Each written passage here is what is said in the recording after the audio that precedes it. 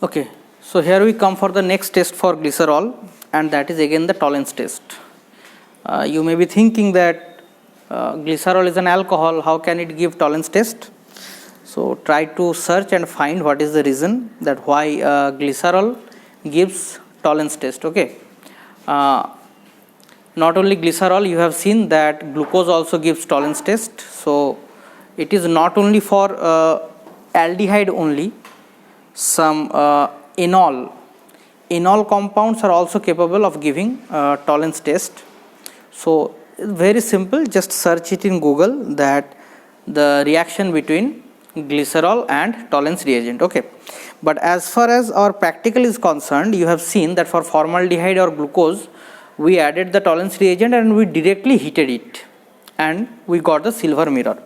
But for glycerol, you cannot heat it directly. Okay, you have to do it very delicately, and for that purpose we use a water bath. You can see I have already started the water bath. The water has started warming, so that I can keep the test tube at least for 5 minutes without any disturbance, and it will slowly heat. Only then you can get the silver mirror in the case of glycerol.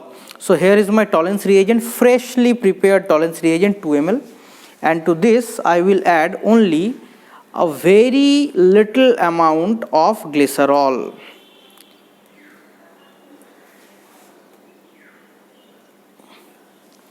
This much, hardly 2 to 3 drops. Shake it well and just keep it undisturbed for 5 minutes in boiling water, in water bath. So after 5 minutes, you can see now it is totally clear and transparent.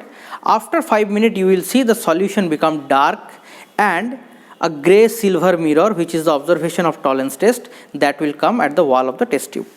So here I am keeping it for 5 minutes. Okay, after 5 minutes, now you can see, as I said, see what a beautiful silver mirror. You can see the silver mirror at the wall of the test tube after 5 minutes. It is so shiny that you can see your face if you look at the mirror.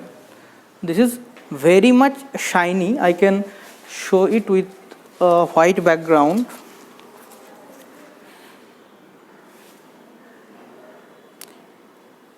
Shiny silver mirror at the wall of the test tube.